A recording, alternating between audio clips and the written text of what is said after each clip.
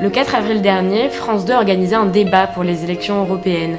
Problème, les 12 têtes de liste françaises n'étaient pas toutes conviées, et celles qui n'étaient pas sur la liste des invités ont fait des pieds et des mains pour y participer.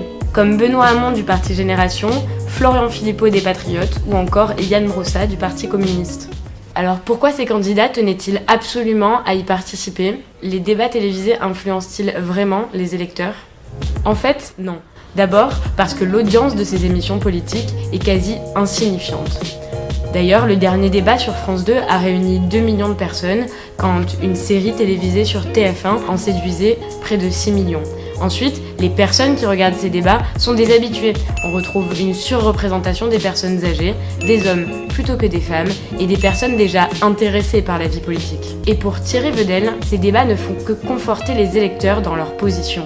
En général, ils ont des effets très très minimes sur les comportements électoraux, au maximum quelques points.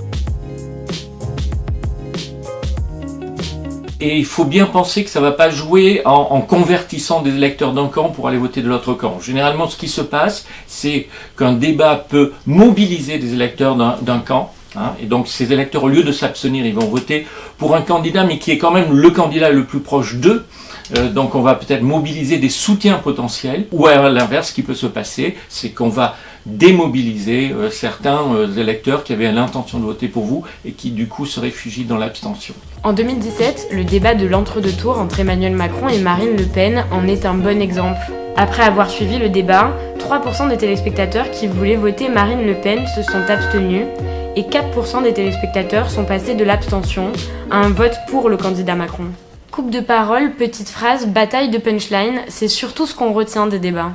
Vous n'avez pas, monsieur Mitterrand, le monopole du cœur. Vous avez tout à fait raison, monsieur le Premier ministre. Ce que vous proposez, comme d'habitude, c'est de la poudre de perlimpinpin. Occasion pour les politiques de se faire remarquer, et pas seulement sur leurs idées. Bon, il faut neutraliser l'adversaire, il faut se faire entendre.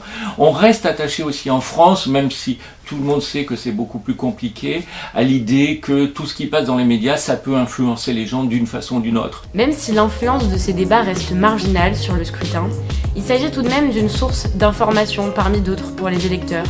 Les analyses des journalistes et des experts peuvent avoir, comme l'indiquent certains chercheurs, un effet indirect sur le vote.